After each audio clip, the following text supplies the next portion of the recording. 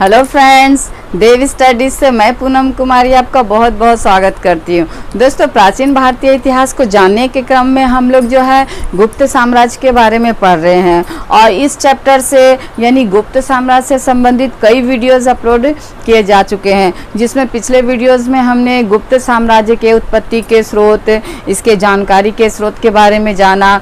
फिर इसके हमने विभिन्न जो शासक हुए, श्रीगुप्त से लेकर के स्कंदगुप्त तक जो महान शासक थे इस काल के गुप्त साम्राज्य के, उनके बारे में हमने जाना। फिर जो गुप्त साम्राज्य की आर्थिक स्थिति, सामाजिक स्थिति, राजनीतिक स्थिति और धार्मिक स्थिति के बारे में हमने जाना। आज स्पेशली हम लोग इस वीडियो में है वह जो है गुप्तकालीन कला के बारे में जानने का प्रयास करेंगे, यानी कि कला के बारे में बात करेंगे, जिसमें हम लोग वास्तुकला के बारे में सबसे पहले जानेंगे। वास्तुकला के अंतर्गत हम लोग राजप्रसाद, स्तंभ, स्तूप, विहार, गुहाएं, मंदिर, ये सब के बारे में हम लोग जानेंगे। उसके बाद जो है गुप्तकालीन कला में मूर्ति कला, चित्रकला, साहित्य, यानी इन सब कलाओं के बारे में जानने का प्रयास करेंगे। तो आइए हम लोग इस चैप्टर को आगे बढ़ाते हैं और जो गुप्तकालीन कला है उसके बारे में हम लोग जानने का प्रयास करते हैं, उसके बारे में बात करते हैं। तो दोस्तों, गुप्तकाल जो है उसको स्वर्ण युग भी कहा जाता है, यानी इतिहासकारों के द्वारा है इसे स्वर्ण युग भी कहा गया है। इसे स्वर्ण युग कहने का कारण यह है कि इस काल में जो है यानी गुप्त काल में सभी क्षेत्रों में विकास देखने को मिलता है, चाहे वह कला का क्षेत्र हो जिसमें वास्तुकला हो, मूर्तिकला हो, चाहे कि चित्रकला हो, चाहे साहित्य हो या विज्ञान, प्रौद्योगिकी, यानी सभी क्षेत्रों में उस काल में विकास देखने को मिलता है। इस वजह से क्या होता है कि इतिहासकारों के द्वारा जो है इसे स्वर्ण युग की संज्ञा दी गई है। तो यानी कि इस काल में जो विकास हर क्षेत्र में देखने को मिलता है, इसके पीछे भी कारण रहता है। इसके जो विभिन्न शासक हुए, यानी गुप्त वंशीय जितने शासक थे, जिसमें चंद्रगुप्त प्रथम से लेकर के चंद्रगुप्त द्वितीय, समुद्रगुप्त, आपका कुमारगुप्त, स्कंदगुप्त, जितने भी शासक थे ये बहुत पराक्रमी और शौर्यवान शासक थे, जिन्होंने अपने पराक्रम के बल पे न सिर्फ एक विस्तृत साम्राज्य की स्थापना की, बल्कि एक समृद्ध और शांति प्रिय साम्राज्य की भी स्थापना की थी। तो जब शासक योग्य होता है और उसके साम्राज्य में शांति होती है, सुव्यवस्था होती है, अराजकता की स्थिति नहीं होती, बाहरी आक्रमणों से जब जनसाधारण सुरक्षित रहते हैं, तो वहाँ क्या होता है कि जो जनता है, जनसाधारण है, वह अपने ज़रूरतों के अलावा भी अन्य चीज़ों पर ध्यान देती है। तो चूँकि गुप्तकालीन जो शासक थे वह अपने शासन में अराजकता की स्थिति नहीं आने देते हैं, वहाँ शासन व्यवस्था सुव्यवस्थित और शांति प्रिय थी, तो वहाँ के जो जनसाधारण थे उनकी आर्थिक स्थिति अच्छी थी, वे सुखी थे। तो इस वजह से क्या होता है कि वो जो है अपने जीवन की आवश्यकताओं के अलावा भी अन्य कार्यों पर भी, अन्य चीज़ों पर भी ध्यान वो देते हैं। जैसे जिस चीज़ में रुचि रहती है वो अपने रुचि के हिसाब से उस क्षेत्र में अपना ध्यान देते हैं, अपने धन को खर्च करते हैं।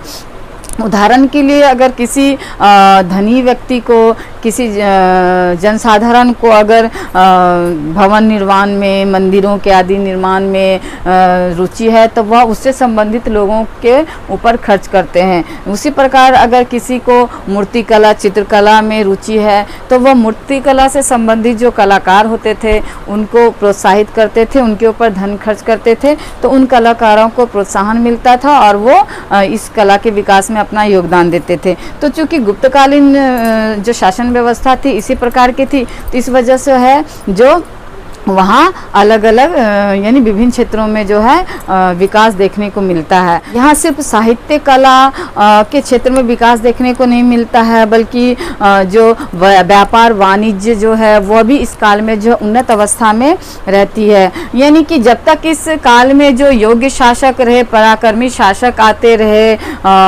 यानी कि चंद्रगुप्त प्रथम से लेकर के स्कंदगुप्त तक का जो शासन काल है उसमें वाणिज्य व्यापार उन्नत अवस्था में रहती है। किंतु स्कंदगुप्त के बाद होता क्या है कि जो शासक है इस स्कंदगुप्त के बाद वो सारे अयोग्य आने लगते हैं और यहाँ से क्या होता है, व्यापार वाणिज्य का पतन धीरे धीरे होने लगता है। किंतु जब तक योग्य शासक इस काल में आते रहे तो वहाँ जो है व्यापार वाणिज्य भी उन्नत अवस्था में थी और अन्य क्षेत्रों में तो विकास हो ही रहा था। तो इस वजह से है जो गुप्त काल को है वह स्वर्ण युग कहा जाता है। तो आइए हम लोग गुप्तकालीन कला में सबसे पहले जो है वास्तुकला के बारे में जानने का प्रयास करते हैं। तो वास्तुकला में जो है उस काल में 3 शैलियों का विकास उस काल में देखने को मिलता है, जिसमें जो है एक नागर शैली है, एक द्रविड़ शैली है और एक बेसर शैली है। ये जो नागर शैली है इसका जो विकास है यह उत्तर भारत में देखने को मिलता है। वहीं जो ये द्रविड़ शैली है इसका जो विकास है दक्षिण भारत में देखने को मिलती है। वहीं जो ये बेसर शैली है इसका जो विकास है यह मध्य भारत में यानी भारत के मध्य भाग में जो है इस बेसर शैली का विकास देखने को मिलता है, जो भवन निर्माण यानी स्पेशली वास्तुकला से संबंधित शैली मानी जाती है। तो हम लोग जो राजप्रसाद की बात करते हैं अगर वास्तुकला में तो जो राजप्रसाद है, राजप्रसाद यानी राजाओं के जो रहने का स्थान होता है, राजा जहाँ रहते हैं उसे महल या राजप्रसाद कहा जाता है, यानी राजाओं के निवास स्थान को महल या राजप्रसाद कहा जाता है। तो गुप्तकालीन जो राजप्रसाद है उसके कोई भी अवशेष अब तक प्राप्त नहीं किए गए हैं, यानी उत्खनन के द्वारा अब तक जो है गुप्तकालीन कोई भी प्रसाद या राजमहल के अवशेष प्राप्त नहीं किए गए हैं। किंतु उस काल की जो राजभवन या राजप्रसाद से संबंधित जो जानकारी है हमें उस काल की जो साहित्य यानी उस काल में जो साहित्यों की रचना की गई थी उन साहित्यों के माध्यम से जो हमें उस काल के महलों के राजप्रसाद के बारे में जानकारी मिलती है। उन पुस्तकों में जो है साहित्यकारों ने, रचनाकारों ने उस काल के राजमहल के बारे में विभिन्न जानकारियाँ प्रस्तुत की है। जैसे हमने मौर्य काल में देखा था कि चंद्रगुप्त मौर्य के महल का अवशेष यानी लकड़ी का जो उनका महल था उनके अवशेष मिले, जिसको अशोक ने बाद में 80 स्तंभों पर खड़ा करके उसे व्यवस्थित किया था। उस प्रकार के कोई भी अवशेष जो है हमें गुप्तकालीन महल के नहीं मिले हैं, किंतु उसकी जानकारी हमें विभिन्न साहित्यकारों के साहित्य से मिलती है। तो उन पुस्तकों में है जो उन साहित्यों में इस काल के यानी गुप्तकालीन जो महल थे, राजप्रसाद थे, उसके बारे में जिक्र किया गया है। इसमें इसकी सुंदरता, इसके दीवारों पे किस प्रकार से चित्र अंकित किए गए थे, उनके दरवाजे खिड़कियां किस प्रकार से अलंकृत किए जाते थे, ये सब हमें उन पुस्तकों से, साहित्यों से जानकारी मिलती है। तो ये गुप्तकालीन कला में ये राजप्रसाद से संबंधित जानकारी थी। आगे वास्तुकला में हम लोग स्तंभ के बारे में जानेंगे। तो ये जो स्तंभ है दोस्तों, स्तंभों का जो निर्माण है ये मौर्य काल से यानी अशोक के शासन काल से हमने देखा था। तो स्तंभों का निर्माण मौर्यों के शासन काल में विशेषकर अशोक के शासन काल से आरंभ होता है और गुप्त काल में भी कई स्तंभों का निर्माण किया गया है, जिनमें ये जो स्तंभ है ये चबूतरे के ऊपर इसका निर्माण किया जाता था और ये चबूतरे पर चढ़ने के लिए सीढ़ियों का निर्माण किया जाता था, यानी स्तंभों का जो स्थापना चबूतरे के ऊपर किया जाता था। और ये जो गुप्तकालीन जो स्तंभ है इसमें जो है ये महरौली का जो लौह स्तंभ है जो चंद्रगुप्त द्वितीय के शासन काल में जिसका निर्माण करवाया गया था, ये महरौली का लौह स्तंभ प्रमुख माना जाता है जो दिल्ली में कुतुब मीनार के समीप स्थित है।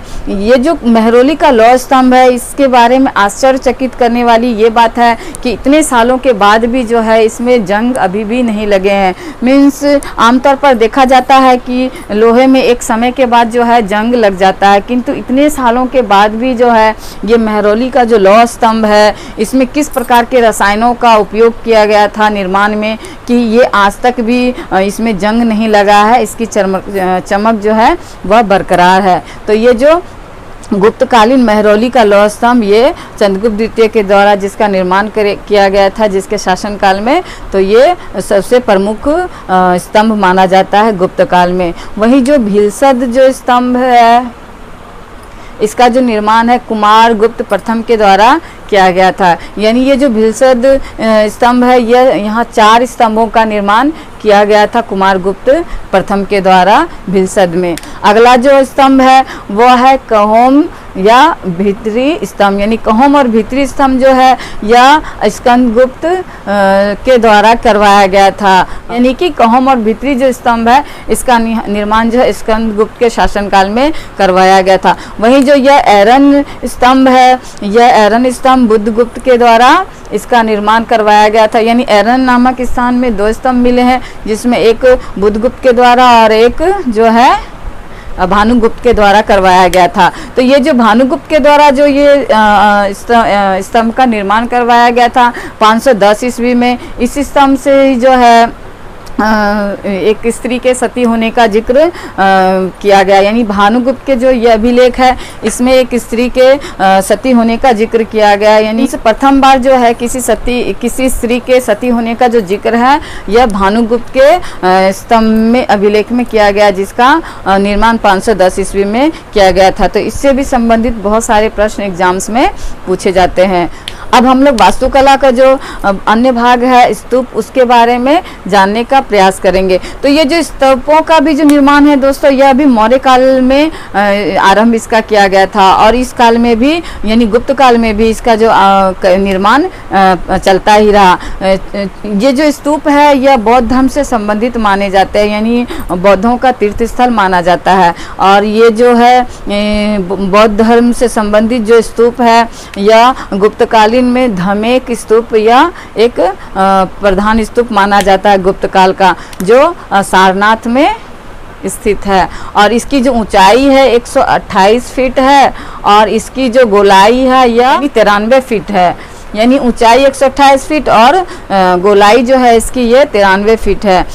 तो ये स्तूप में जो धमेक स्तूप है जो सारनाथ में स्थित है, यह प्रमुख स्तूप माना जाता है गुप्त काल का। वास्तुकला से संबंधित जो अगला कला है वह है विहार। ये विहार भी है दोस्तों, यह भी है बौद्ध धर्म से संबंधित माना जाता है। यानी बौद्धों के रहने के लिए जो स्थान, बौद्ध भिक्षुओं के लिए जो रहने का स्थान निर्धारित किए जाते हैं, निर्मित किए जाते हैं, उन स्थानों को विहार कहा जाता है। तो विहार जो है ये बौद्धों के रहने का स्थान है। और गुप्तकालीन जो विहार है सारनाथ और नालंदा में प्रमुख विहार माने जाते हैं। यानी नालंदा जो है वह इसका निर्माण यानी कि गुप्त शासक कुमार गुप्त के द्वारा किया गया था। यह एक विश्वविद्यालय के तर्ज पर विहार था। यानी कि यहाँ जो बौद्ध भिक्षु थे, विद्यार्थी होते थे, वह बौद्ध धर्म से संबंधित शिक्षा भी ग्रहण करते थे और वहाँ निवास भी करते थे।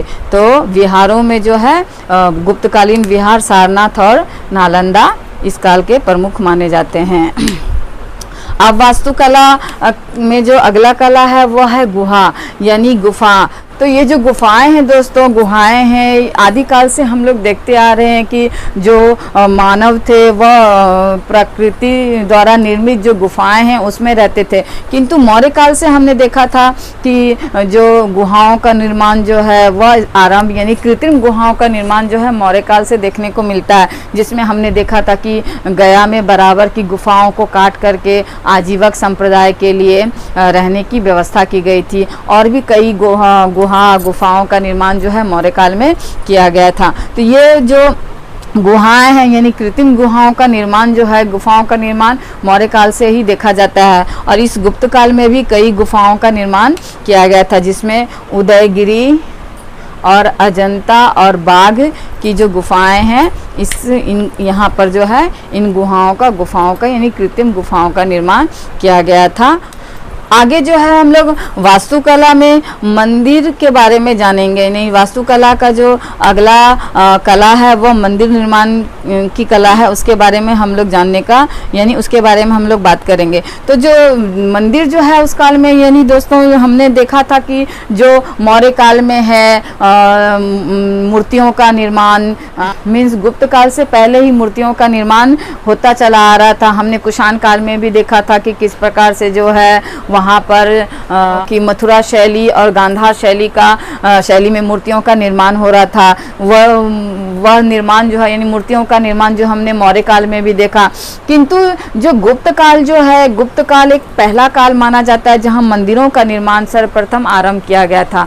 यानी मंदिरों का जो निर्माण का जो आरंभ है वह सर्वप्रथम गुप्त काल में आरंभ हुआ था। क्योंकि गुप्त काल जो है वह वैदिक संप्रदाय यानी वैदिक धर्म के मानने वालों का काल माना जाता है, जिसमें कि इसके जितने भी शासक हुए, गुप्त काल के जितने भी शासक थे वह वैष्णव संप्रदाय के मानने वाले यानी उनके अनुयायी थे। तो यहाँ पर बड़े पैमाने पर क्या होता है, मंदिरों का निर्माण आरंभ होता है। और ये मंदिरों का जो निर्माण है यह ईंटों से किया जाता है। यानी गुप्त काल में जो मंदिरों का निर्माण होता था वह जो है ईंटों से आरंभ किया गया था। और जो स्टार्टिंग के जो मंदिर थे यानी जो प्रारंभ में जो मंदिरों का निर्माण आरंभ हुआ था, उन मंदिरों में जो है छत जो है वह यानी शिखरनुमा नहीं थे बल्कि प्लेन था।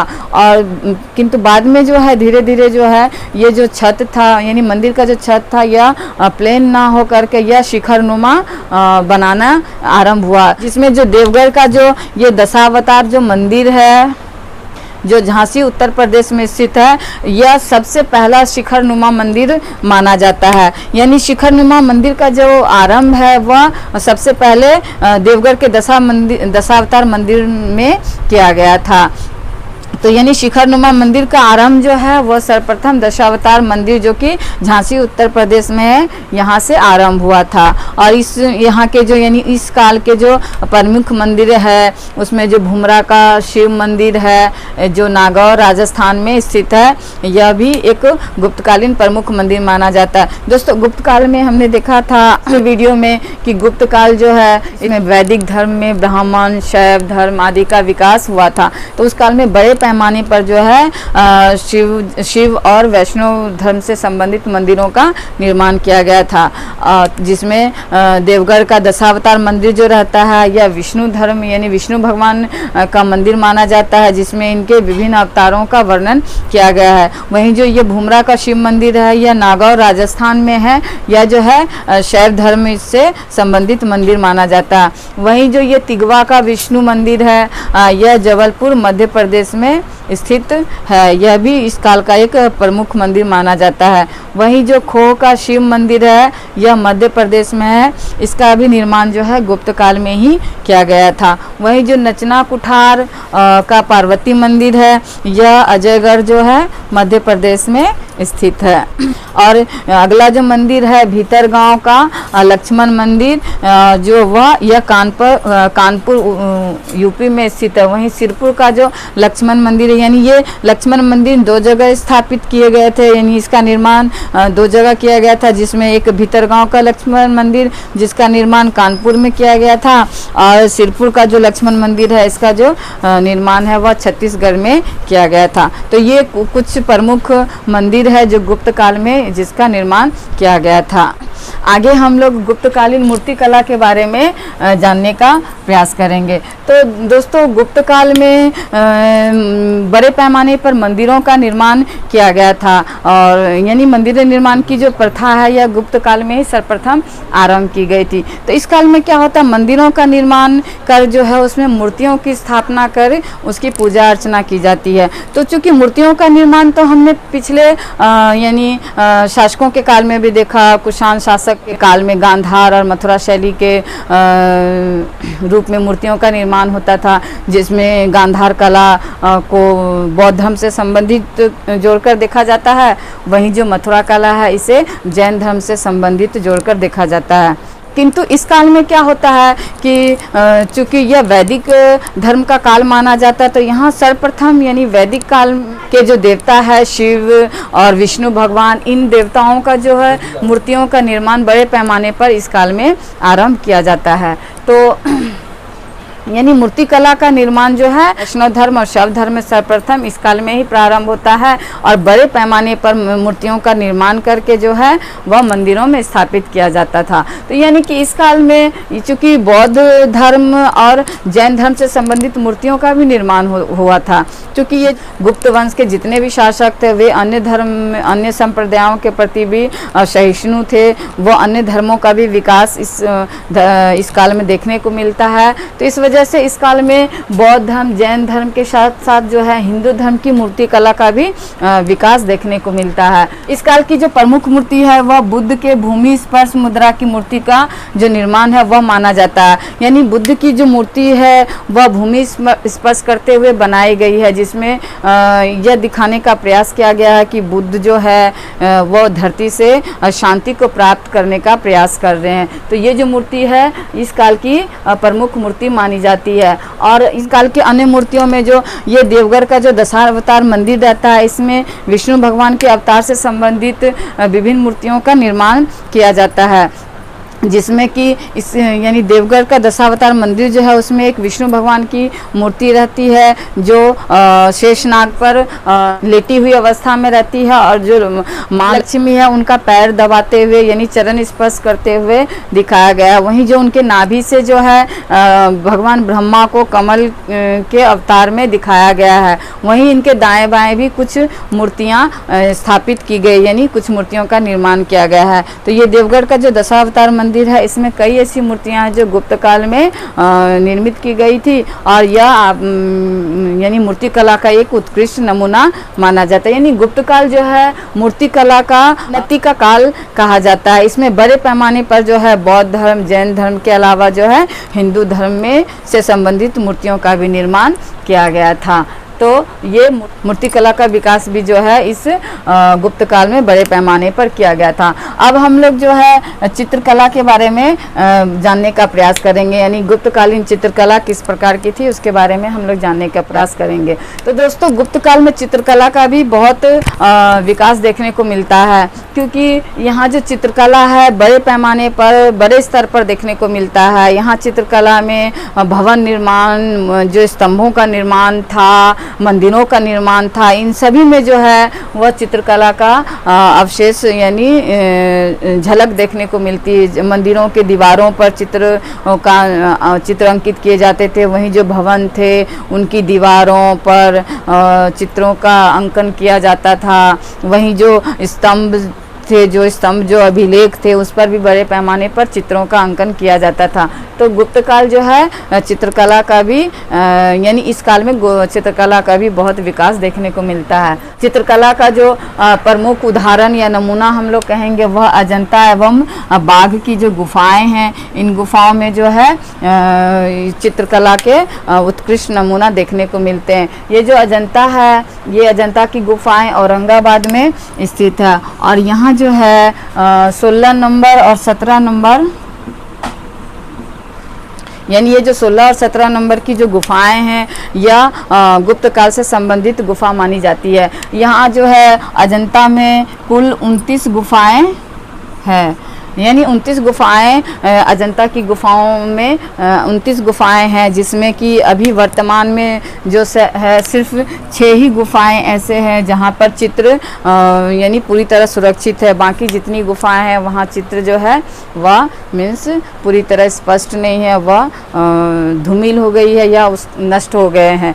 तो जो 6 गुफाएं हैं वो वहाँ पर अभी भी जो चित्र है वह पूर्णतः अंकित यानी सुरक्षित है, वह धरोहर के रूप में भारतीय इतिहास में देखे जा सकते हैं। तो ये जो औरंगाबाद की जो 16-17 नंबर गुफाएं हैं, ये जो गुफाएं हैं ये गुप्त काल से संबंधित गुफाएं, यानी जो अजंता की गुफाओं का निर्माण जो है वह गुप्त शासकों के यानी गुप्त काल से पहले से ही उसका आरंभ यानी मूर्तियों का निर्माण, चित्रों का निर्माण किया जा रहा था। और ये गुप्त काल में जो इसकी 16 और 17 नंबर की जो गुफा है सिर्फ उन गुफाओं का निर्माण किया गया था, जिसमें 16 नंबर की जो गुफा है उसमें मरणासन राजकुमारी का चित्र अंकित है। इससे भी बहुत सारे प्रश्न पूछे जाते हैं। वहीं जो ये 17 नंबर की जो गुफा है, ये 17 नंबर की गुफा में बौद्ध धर्म से संबंधित यानी बौद्ध धर्म के महायान से संबंधित जो है चित्र अंकित किए गए हैं, जिसमें महात्मा बुद्ध के जीवन से संबंधित विभिन्न घटनाओं को दर्शाया गया है, जैसे कि उनके गृहत्याग की घटना और उनके निर्वाण की घटना, उनके महापरिनिर्वाण की घटना, इन सब घटनाओं को जो है चित्र के रूप में 17 नंबर गुफा में अंकित किया गया है और 16 नंबर की गुफा में मरणासन राजकुमारी का चित्र अंकित किया गया है। वहीं जो ये बाघ की जो गुफाएं हैं जो मध्य प्रदेश में स्थित है, यहाँ जो चित्र है वह लोक जीवन पर आधारित चित्र अंकित किए गए हैं। यानी बाघ की गुफाओं का निर्माण जो है वो भी इस गुप्त काल में ही किया गया था और इसमें जो है लोक जीवन से संबंधित विभिन्न चित्रों को अंकित इन गुफाओं में किया गया है। अब हम लोग गुप्तकालीन साहित्य के बारे में जानने का प्रयास करेंगे। यानी ये जो गुप्त काल जो है, यानी गुप्त जो शासक थे, ये बड़े पैमाने पर अपने दरबार में विद्वानों को संरक्षण देते थे, उनको एक महत्वपूर्ण स्थान देते थे, उनको मान सम्मान देते थे, उनका पोषण करते थे। यानी कि गुप्त काल के बहुत ऐसे शासक हुए जो अपने दरबार में विभिन्न विद्वानों जो विभिन्न गुणों से शोभित थे, विभिन्न गुणों को धारण करने वाले थे, ऐसे विद्वानों को संरक्षण बड़े पैमाने पर गुप्त शासकों के द्वारा किया गया था, जिनके द्वारा यानी इन विद्वानों के द्वारा कई साहित्यों का निर्माण किया गया था, कई क्षेत्रों में उनका योगदान देखने को मिलता है। यानी इस काल में बड़े पैमाने पर साहित्यों का निर्माण किया गया था। और इस काल की जो यानी गुप्तकालीन जो राजकीय भाषा थी यह संस्कृत थी, या इस वजह से जो है संस्कृत का इस काल में विकास देखने को मिलता है। दोस्तों, हमने वैदिक काल में देखा था कि जो वैदिक काल था उस वैदिक लोगों यानी आर्यों की जो भाषा थी वह संस्कृत भाषा थी, और उस वैदिक काल में जितने भी ग्रंथों का निर्माण किया गया था, चाहे ऋग्वेद हो, सामवेद हो, यजुर्वेद हो, चाहे अथर्ववेद हो, ये सभी जो ग्रंथ है संस्कृत में लिखे गए थे। किंतु इसके बाद क्या होता है, बौद्ध धर्म, जैन धर्म आदि का जो आगे विकास होता है तो संस्कृत भाषा यानी चूंकि वैदिक कालीन भाषा थी तो ये इसका स्थान कहीं ना कहीं पिछड़ने लगता है, यानी यह अपनी अवनति की अवस्था में आ जाती है। किंतु पुनः गुप्त काल चूंकि वैदिक काल वैदिक धर्म का काल माना जाता है, तो इस वजह से क्या होता है, जो संस्कृत जो है संस्कृत भाषा का विकास इस काल में देखने को मिलता है, क्योंकि ये जो यानी कि ये जो गुप्तकालीन शासक थे वे अपनी राजकीय भाषा संस्कृत को बनाए थे। तो जितने भी ग्रंथों का यानी उस काल में जितने भी महान ग्रंथों की साहित्यों की रचना की गई थी वह विशेषकर संस्कृत में ही की गई थी। और इस काल के जो प्रमुख रचनाकार माने जाते हैं वे कालिदास माने जाते हैं, जो चंद्रगुप्त विक्रमादित्य के दरबार में के कवि माने जाते हैं। इनके द्वारा जो रचना है, प्रमुख रचना है, इससे संबंधित बहुत सारे प्रश्न जो है एग्जाम्स में पूछे जाते हैं। तो इनकी प्रमुख जो रचना है वह ऋतु संहार, मेघदूतम, कुमार संभव, रघुवंशम, अभिज्ञान शाकुंतलम और जो है मालविकाग्नि मित्र और विक्रमो वर्षियम, ये सब जो है इसकी प्रमुख रचनाएं यानी कालिदास की प्रमुख रचनाएं मानी जाती है, जिसमें जो है अभिज्ञान शाकुंतलम जो है, मालविकाग्नि मित्र, विक्रमो वर्षियम जो ये सब जो है ये तीनों जो है यह नाटक रहता है। यानी ये तीनों अभिज्ञान शाकुंतलम, मालविकाग्नि मित्र और विक्रमो वर्षियम ये जो है तीनों जो ग्रंथ है यह नाटक पर आधारित रहता है, जिसमें मालविकाग्नि मित्र जो है हमने देखा था कि जो पुष्यमित्र शुंग जो शुंग वंश का संस्थापक रहता है उसका पुत्र रहता है अग्निमित्र, उसकी जीवन की कहानी यानी उसके जीवन से संबंधित उसके प्रेम कथा के बारे में यानी अग्निमित्र और जो मालविका नाम की राजकुमारी रहती है उसके बारे में इस नाटक में जिक्र किया गया है। वहीं जो इसका जो अगला महान लेखक रहता है वह विशाख दत्त रहता है। विशाख दत्त के द्वारा मुद्रा राक्षस और देवी चंद्रगुप्तम की रचना की गई है। ये विष्णु शर्मा है, विष्णु शर्मा के द्वारा रचित पंचतंत्र भी इस काल की यानी गुप्त काल की एक महान रचना मानी जाती है। वहीं जो वात्स्यायन की है एक महान रचना कामसूत्र मानी जाती है, जो इसका निर्माण इसी काल में यानी गुप्त काल में ही किया गया है। वहीं जो अमर सिंह के द्वारा जो है अमर कोश की रचना इस काल में की जाती है, जो शब्दों का एक कोश माना जाता है। वहीं जो ये पंचतंत्र है जिसकी रचना विष्णु शर्मा के द्वारा की जाती है, यह कहानियों का एक संग्रह माना जाता है। वहीं जो कामानंद है के रचना जो है वह नीतिसार भी इसी काल में निर्मित की गई, यानी इसका भी जो है लेखन इसी काल में किया गया था। वहीं जो शूद्रक है इसकी जो रचना मृच्छकटिकम वह भी इसी काल में की गई, यानी शूद्रक के द्वारा मृच्छकटिकम की भी जो रचना गुप्त काल में की गई। यानी ये सब जो है इस काल की प्रमुख रचनाएं मानी जाती है, जिससे बहुत सारे प्रश्न विभिन्न एग्जाम्स में पूछे जाते हैं। वही जो आर्यभट्ट है, आर्यभट्ट की महान रचनाओं में आर्यभट्टियम, सूर्य सिद्धांत और 10 गीतिका जो है इस आर्यभट्ट की रचना है जो गुप्त काल में की गई है, जिसमें ये जो आर्यभट्ट की आर्यभट्टियम और सूर्य सिद्धांत है यह सबसे प्रमुख रचना मानी जाती है। तो इस आर्यभट्ट ने ही सर्वप्रथम जो है 0 पाई और पृथ्वी जो सूर्य का चक्कर करती है इन सभी का निर्माण किया था। यानी ये आर्यभट्ट के द्वारा ही सबसे पहले शून्य का आविष्कार किया गया, दशमलव और पाई का भी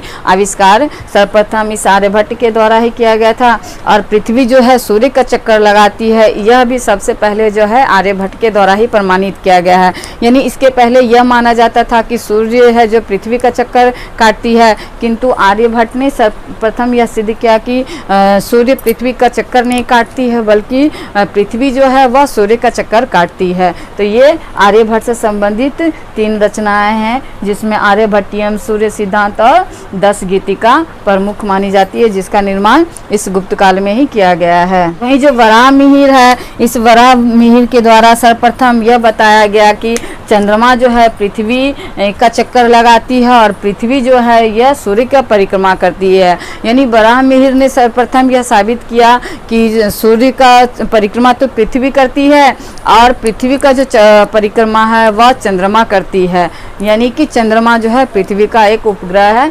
वराह मिहिर के द्वारा ही सर्वप्रथम यह जानकारी दिया गया। वहीं जो ब्रह्मगुप्त है इसे भारत का न्यूटन कहा जाता था, क्योंकि इसने ब्रह्म सिद्धांत दिया, यानी कि ब्रह्मांड से संबंधित कई ऐसे सिद्धांत इस ब्रह्मगुप्त के द्वारा दिए गए, जिसके वजह से इसको यानी ब्रह्मगुप्त को जो है भारत का न्यूटन कहा जाता है। तो ये थे दोस्तों गुप्त काल से संबंधित गुप्तकालीन कला, जिसमें हमने वास्तुकला में राजप्रसाद, स्तंभ, स्तूप, विहार, गुहाएं, मंदिर आदि देखे। फिर गुप्तकालीन कला में हमने मूर्ति कला, चित्रकला और साहित्य के बारे में जाना। अगले वीडियो में हम लोग जो है गुप्त काल के पतन के बारे में जानने का प्रयास करेंगे। तो अगर आपको मेरा यह वीडियो पसंद आता है, मेरा काम पसंद आता है, तो मेरे चैनल को लाइक और सब्सक्राइब ज़रूर करें। धन्यवाद दोस्तों।